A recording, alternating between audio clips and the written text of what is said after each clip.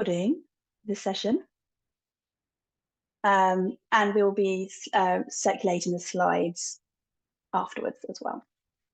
So, without further ado, I will hand over to Sarah and Nick. Thank you.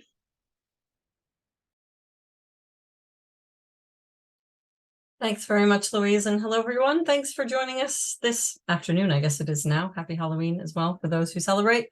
Anyway, so I just wanted to start off by kind of putting this work into the broader context. So across UKRI, equality, diversity, and inclusion is a central priority. So the vision is to create a research and innovation system that is for everyone, by everyone. So for those who don't know, an EDI strategy was published earlier this year. So there's been a lot of activity in this area this year and several action plans as well associated with different councils. And a workforce EDI plan was also published early this year as well. Next slide, please, Nick. So within the Medical Research Council, I mentioned that various councils have published their action plans. We have not actually published our action plan as of yet, and there are many reasons for this. We do have an action plan, and this has been in place since May 2021. But essentially, EDI is at the heart of what we are seeking to do as the Medical Research Council, the mission to improve human health through world-class medical research. It has been a key priority since 2021, and at this time, diversity was also established as one of the MRC values. So we are very much committed to embedding this in all that we do, and in developing an MRC approach within the wider UKRI strategic framework. So we have a UKRI strategic strategy, essentially, and our action plans as councils are working towards helping to advance these objectives, as well as those that are specific to our own disciplinary communities as well. So we're looking at this from the angle of an employer, as a funder, and also as a leader. And we are hoping that the MRC action plan will be published either later this year or early next year as well. But it's something that we have been working to implement over the course of the last 2 years. Next slide, please, Nick. And I think I'm handing it over to you. Yes, thank you, Sarah. So this is the strategic delivery plan for UKRI, and within that, it outlines for the Medical Research Council, and it outlines 6 main objectives that fall into the strategic delivery plan in line with UKRI's strategic plan. So in relation to race equity, there are 2 main objectives. So the first one is supporting the breadth, diversity of skilled people needed for the future research and development workforce. So they will do this by investing close to £80 million per annum through fellowship panels and other support, developing and pilot interventions to promote diversity across career stages and job roles, which also includes supporting a Black intern program through Health Data UK, and a lot more. The next objective is strengthening equality, diversity, and inclusion, and enable talented people to thrive. And they'll do this through developing positive action initiatives to increase applications from participation by people from underrepresented groups for job roles, funding, and peer review, and also rolling out and evaluating a 3-year active bystander scheme pilot within MRC board panels. So that's just about the strategic development. Let's now look at the data. So here is MRC data from 2015-16 to 2019-20 of fellow application and awards rates by ethnic group. Now, if you look really carefully on the graph, you can see that there are about 2% of applications made by Black individuals compared to 18% for Asian applicants and 5% of applicants from mixed heritage. And then if you compare those to those who were awarded, no Black individuals were awarded a fellowship compared to, let's say, 72% of their white applicants being awarded a fellowship. And I'll pass on to Sarah. Thanks very much, Nick. So just to expand on that a little bit. So according to our data, there are 2 areas that we really need to focus on. So it's around the application rates, so the lower number of application rates, particularly for people from Black heritage backgrounds, but also the disparity of award rates. And this is something that is consistent across UKRI. This is not something that is singular to MRC, and also across the sector more broadly, in terms of there being a disparity of award rates for different types of awards. But particularly within fellowships, this is something that is really, really stark, in terms of there not being any Black individuals awarded a fellowship over the past 5 or more years. So that is an area that we are particularly focusing on, and also, again, really emphasizing that this is a sectoral issue and something that has been picked up upon by many different organizations, funders, and that kind of thing. And that's something we'll expand on in a moment. And it's also something that is described more thoroughly within numerous reports and articles. And we've provided some links on those later on in the slides as well. So next slide, please, Nick. And just to give you a little bit of a demonstration as well of the data, and this is all publicly available on the UKRI website under the Tableau dashboard for diversity data. You can look at different protected characteristics, for instance, and this is information that we've taken from the information on ethnicity. So for PI applications and award rates by ethnic group, you'll see that the trend is also that ethnic minorities are less likely to be awarded as a principal investigator than their white counterparts. So again, this is something that is the case across UKRI and also across the sector, and something that we are committed to investigating further to determine why there is that disparity of award rates, and to take steps essentially to address some of the barriers that could be contributing towards these outcomes. Okay, back to you, Nick. Thank you, Sarah. I was struggling to find the mute button. So now I've got a list of or an array of articles that kind of show the systemic barriers within research, such as research showing that Black scientists are less likely to hold professor posts, or that Black postgraduate students are most likely to drop out of studying sciences.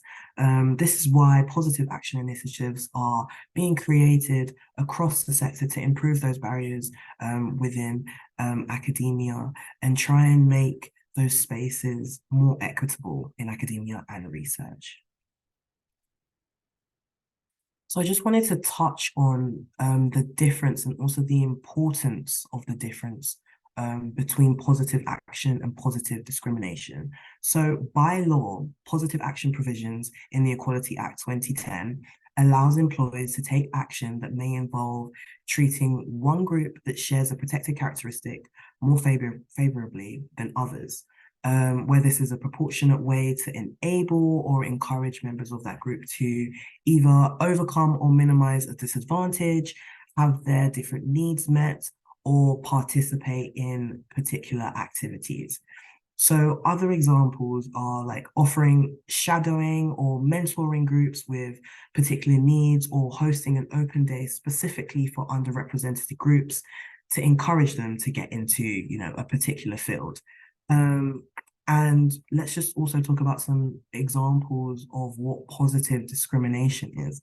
So this would include recruiting and promoting a person solely because they have a relevant protected characteristic, but without the regard for the legal criteria that I spoke about before, or even setting quotas as opposed to targets to recruit or promote a particular number or proportion of people with protected characteristics, irrespective of merit.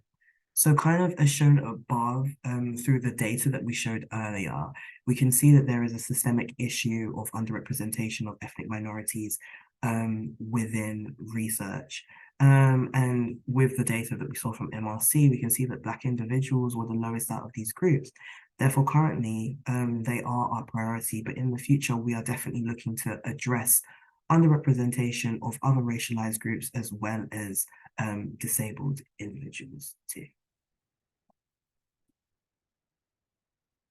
So I've spoken once again about across the sector. But on this slide, we can see a plethora of initiatives coming from across the UK, such as fellowships from the Wellcome Sanger Institute, their Excellence Fellowship, or even Royal Society with their Career Development Fellowship. And there are also an array of networks such as Black in Cancer, Black British academics, and also a lot of research and reports.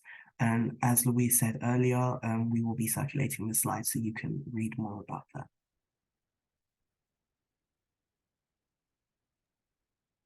So just in terms of what has been done within the area of race equality in MRC in the past and also currently. So there's been a few things that have popped up here and there, but this has been by no means enough. So, and these have only been pockets of initiatives rather than linking into a broader strategy, which is something that we're hoping to do moving forward. So just to give you a few examples on the slide here of some things that MRC has done already. So for instance, providing financial support for the Black British and STEM Bridge Mentoring Scheme, or offering internships internally through the Summer Diversity Internship Programs and the 10,000 Black Interns Program. So there are several things that we have done, and also inviting Professor Tumani Kora to deliver a talk on the 5th of November 2020. And this is when this area really was shown a focus, not only because of the Black Lives Matter movement, but because of activities within MRC to really address this area. And that talk is available on the source for anyone who's interested, and it was very, very powerful, and something that we can send the link around for as well. But in terms of scaling up the activities, that is something that we're doing in the project that Nick is going to be talking about in just a moment. So back over to you, Nick. Thanks, Sarah. So the Black and Biomedical Research Project, this came about in response to basically the sustained underrepresentation of researchers from Black heritage backgrounds across MRC and in the biomedical sciences. And I'm also now the project manager for this initiative. So if you have any questions, I am happy to answer at the end. So these are some of the things that the group are looking to do. Form official advisory group for the duration of the project. This has been done. Recruit dedicated project manager to coordinate the Black and Biomedical Research Project over the next 3 years. Also been done. Provide funding to support Black Fellows. Continue inviting participants from the 10K Black Interns Program, and provide funding for outreach organizations focused on pre-university students. Some other stuff is fund a pilot conference and summer lab internships for Black students, and work in partnership with the Laboratory of Molecular Biology to develop fellowship schemes. And just at the bottom there, you can see, and that was an event that happened in April, which is the launch of Changing the Story for Black Biomedical Science Conference.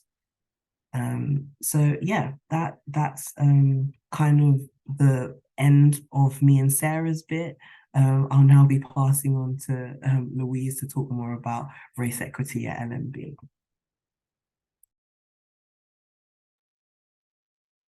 Thank you, Sarah and Nick.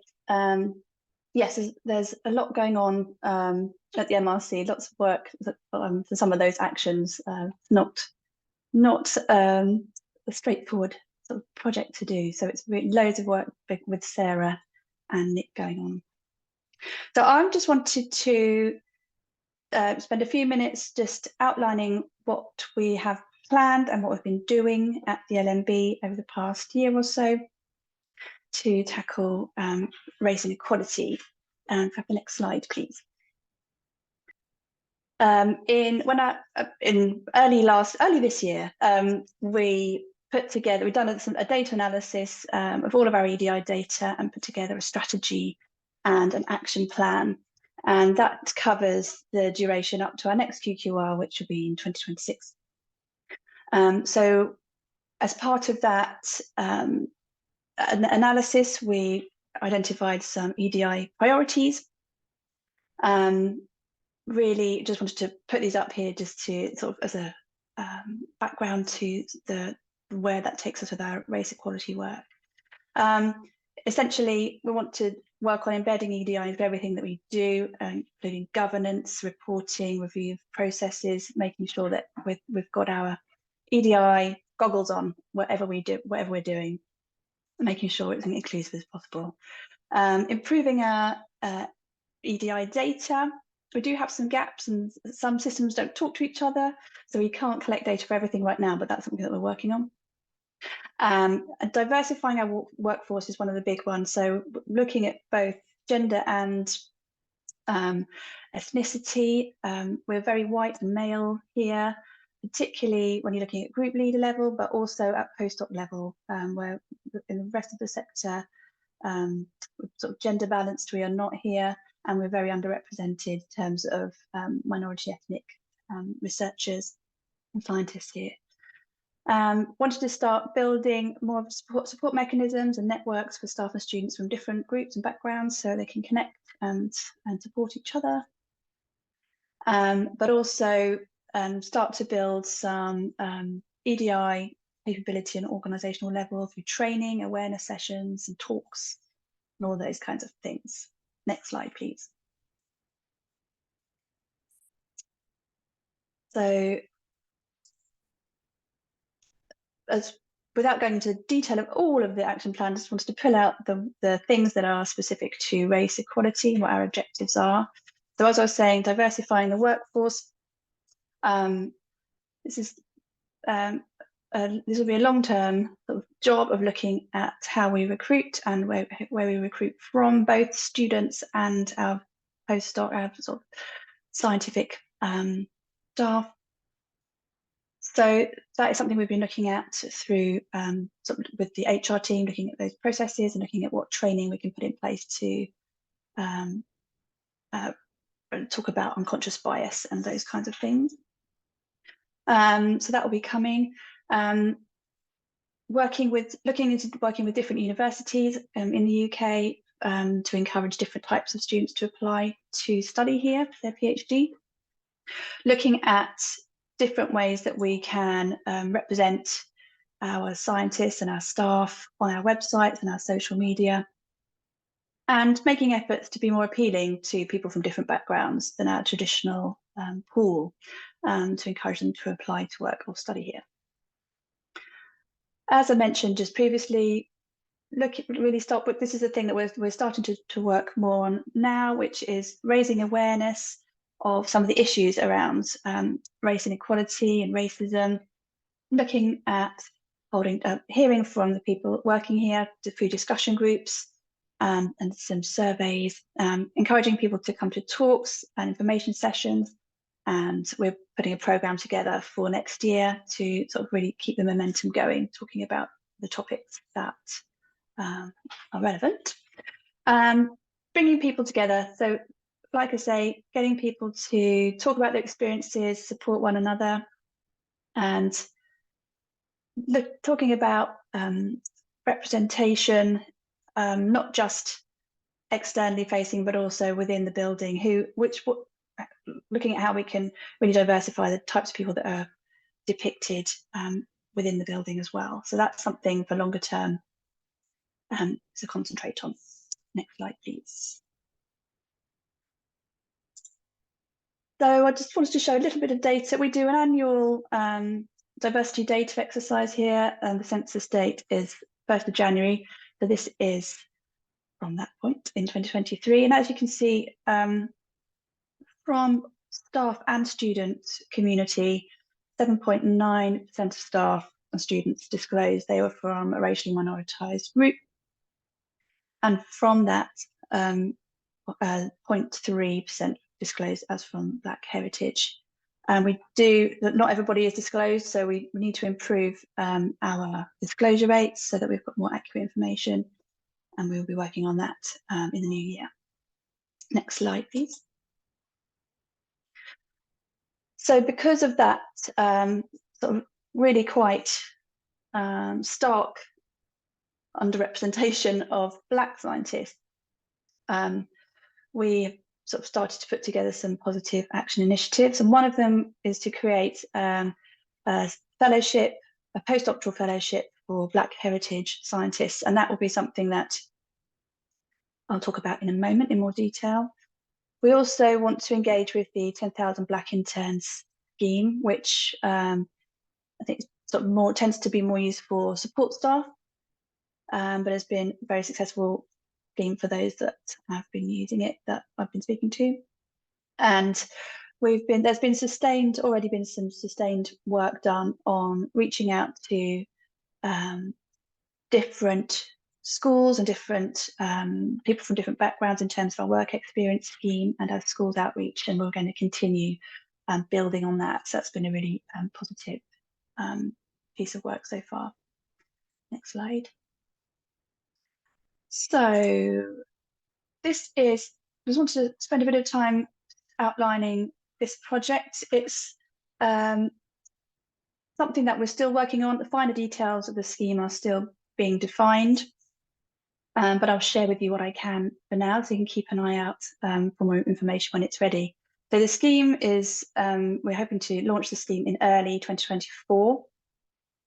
And as I said, this is a scheme which is targeted funding for early career researchers looking for their first or second postdoc position.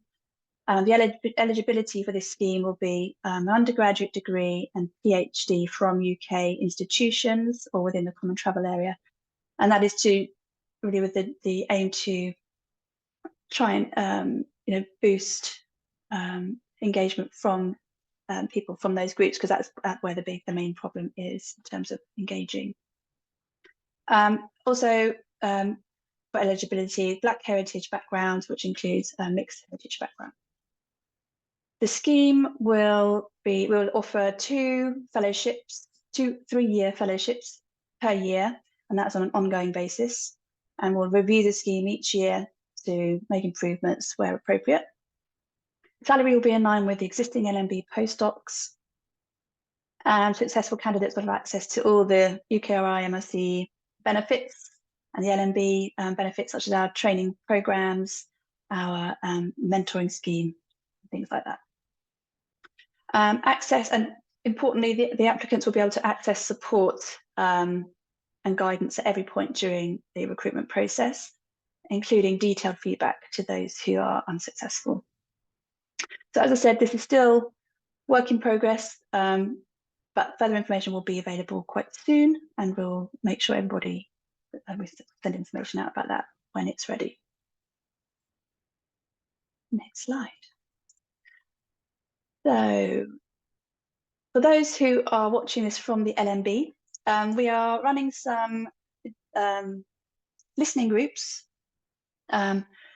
for those who are from Black, Asian and minority ethnic backgrounds. We would like to really hear from you if you're free and want to come along and want to share.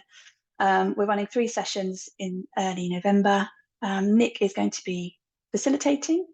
So we just want to hear from people who'd like to share their thoughts, personal experiences, and to make suggestions for things that would help or provide or support that we could provide here.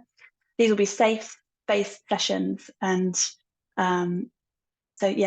what is said in the room will stay in the room, apart from the things that we want to sort of build on and take forward as actions. For those who are interested in that, look on the intranet. There's details of how to sign up to those groups. And if you would like to write down what you would like to say instead, then there's an anonymous survey that you can complete on SurveyMonkey. So the link is also on the intranet. So, and then in addition to that, Nick and I are working on some race equality resources, which will be on our intranet, and that will provide lots of support for those who are from racially minoritized groups, and also for people wishing to be allies, who wish to find out more about the issues, lots of resources to read and suggestions of podcasts and things like that. So that will be up on the internet very soon too. So we'll flag it up when it's ready. That is all from me. Okay, thank you very much, Nick and Sarah. If anybody has any questions, please put them in the Q&A, or feel free to unmute yourself and ask the question.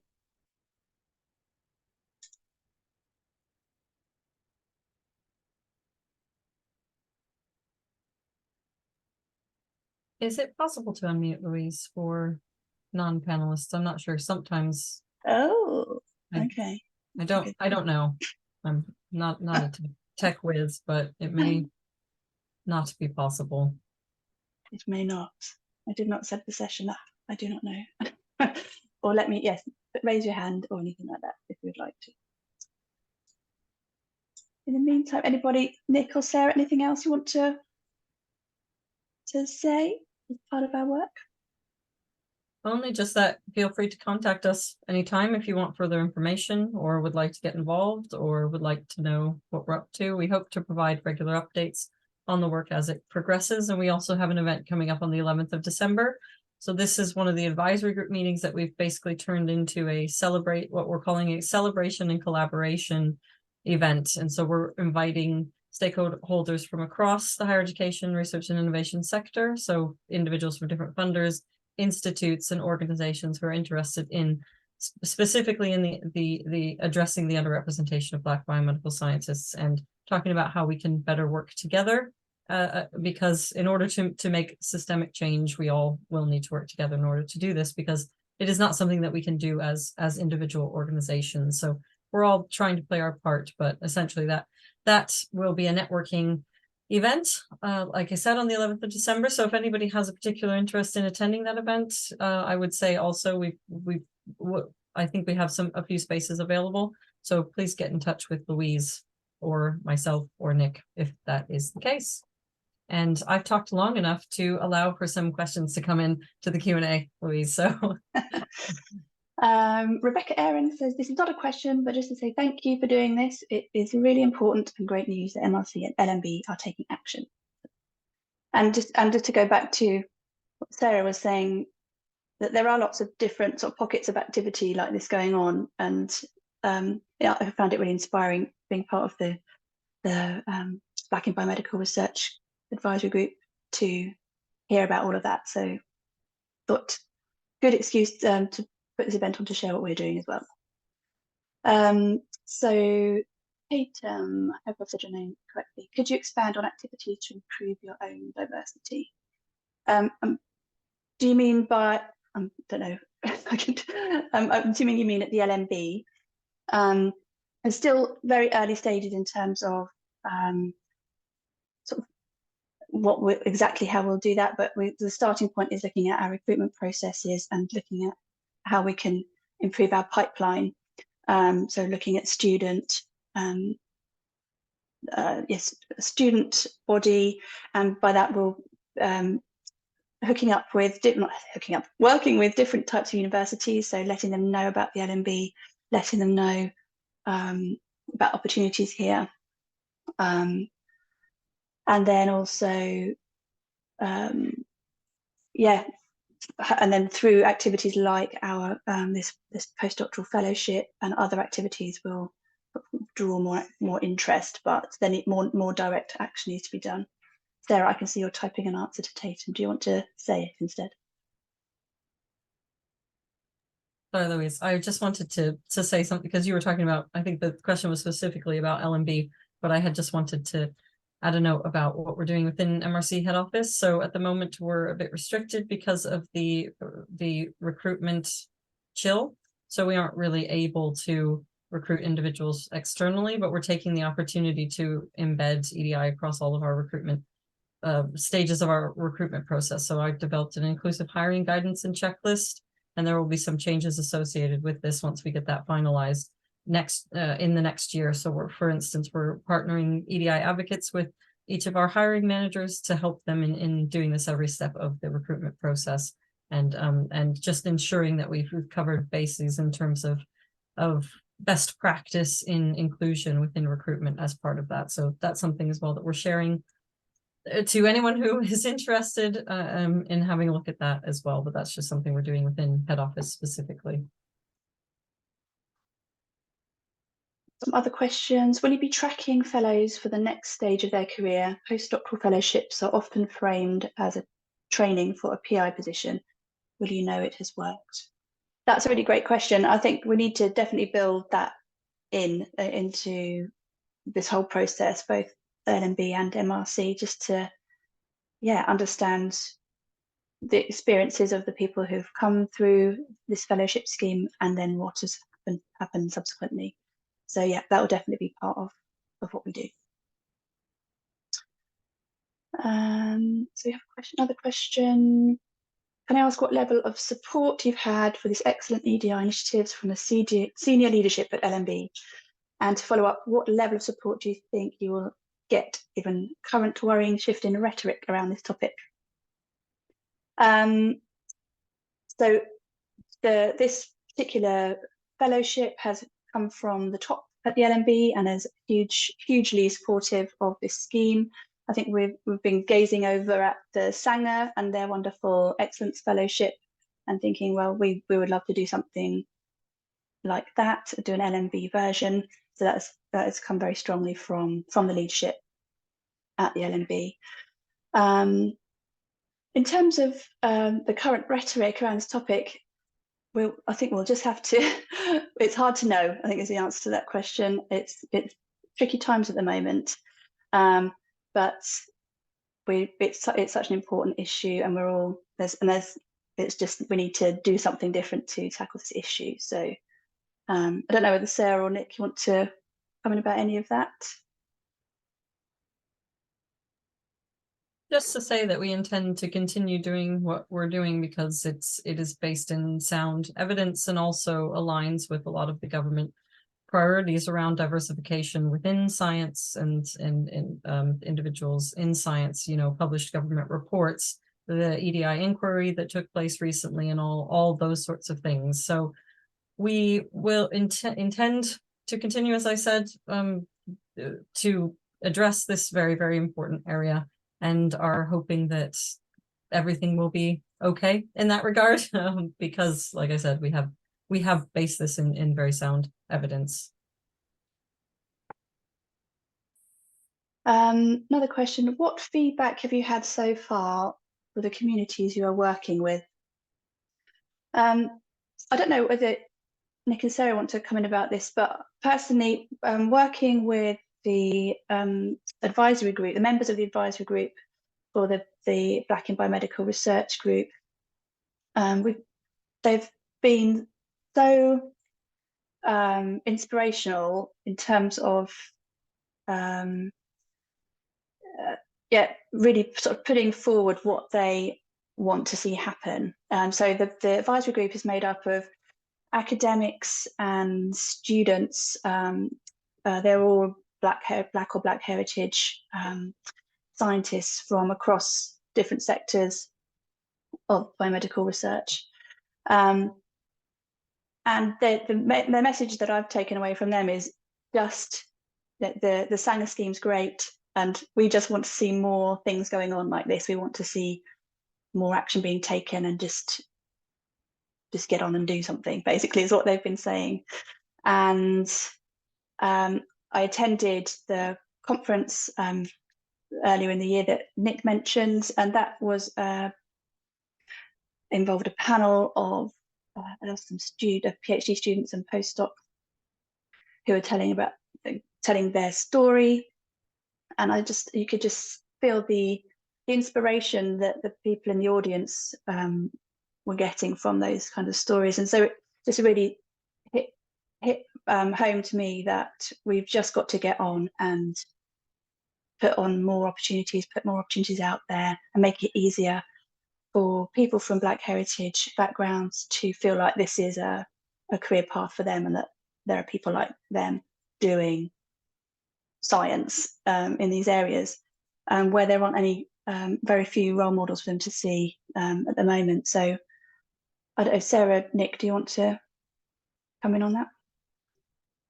Yeah, just to echo the enthusiasm and positivity that's coming out of the Black and Biomedical Research Advisory Group, and the individuals, you know, through their own networking and bringing back feedback from individuals across their own networks and spreading the word about the work that we're doing has all been really, really well received. We would like to potentially do a much broader consultation in future as part of the development of the race equity strategy and other work. But at the moment, we are kind of focusing on that group specifically in terms of feeding back those lived experiences and voices from individuals from Black communities. But it's very, very much a feeling of excitement and looking forward to actually the action being taken. As Louise has said, you know, we've published a blog recently from the co-chair and deputy chair of the group, so we can circulate the link to that blog posting.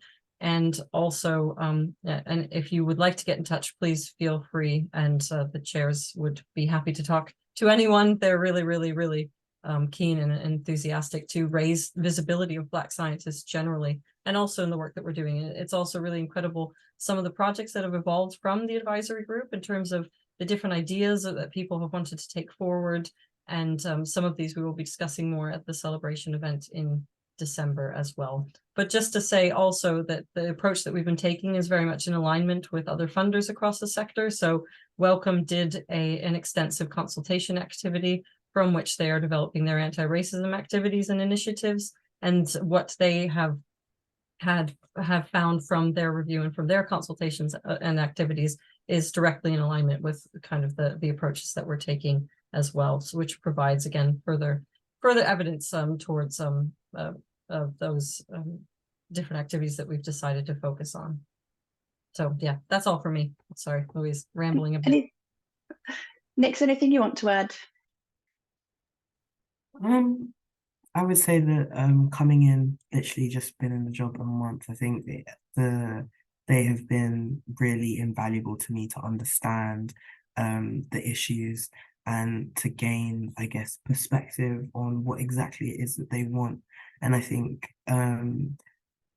the inspiration, I guess, the innovation from the research or the advisory group is really about trying to build something that is different, or trying to build something that is new or out of the scope of what has already been creative. And I think that's quite inspiring. You know, whether we can actually think about or look at practicalities is another is a completely different topic. But I think that them themselves are they're very keen, and they're always very open to let us know firsthand on the ground what is working and what isn't. And that's just been great. Thank you. Right, 4 questions. Okay, so did I understand correctly that the fellowship will be available only to people who got a PhD in the UK? If so, could you explain why not open to PhDs obtained in other countries as well? It's a very good question. I think I guess it's an attempt to try and as we know, the pipeline from school level is really, in the UK, is in terms of representation, people from racially minoritized groups drops right off.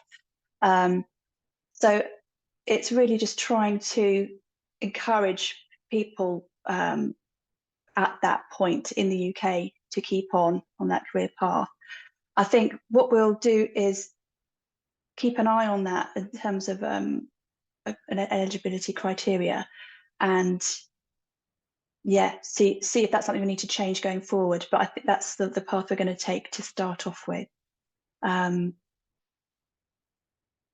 Yes, that's probably as far as I can go with that at the moment. Okay, not a question but a comment. I think it's fantastic that LMB, one of the preeminent biomedical research institutions, is taking a lead here. Great example to the research community. Thank you very much. Okay, regarding the pipeline, is there a mechanism to present and influence the choice of a STEM career at a teen level? By the time people reach university age, a path has often already been plotted, and the opportunity and benefit of a STEM subject and career lost.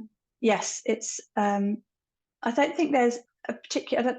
Nick, you've been sort of doing a bit of a literature review on all of this, haven't you? But I don't think there's currently an official data set where it follows cohorts through, but there is a lot of emphasis at school age to try and get people to stay engaged at that younger age, and that's something that we're working on at the LNB, and I know that it's part of what the MRC are going to be looking at as well. Do you want to come in, Sarah or Nick, about that?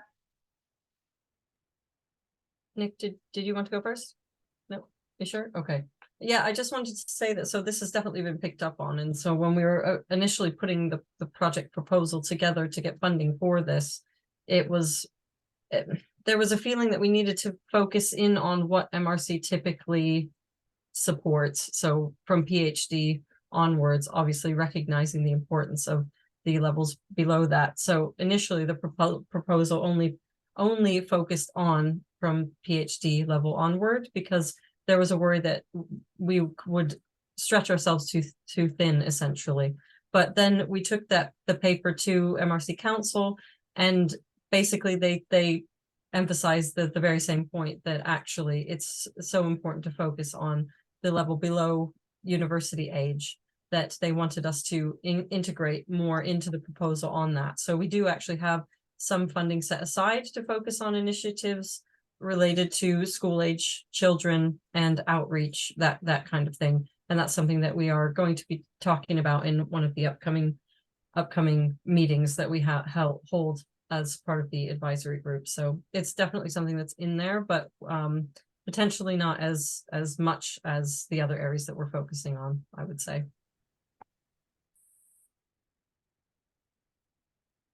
Thank you very much. I don't think we have any other questions at the moment. If anybody has a burning question, please let us know. Otherwise, I think we could probably wrap it up for this session. Again, thank you to Sarah and Nick for joining us for this session. It's the first of, we'll do a few of these sessions where we can update you on where we've got to on our various initiatives.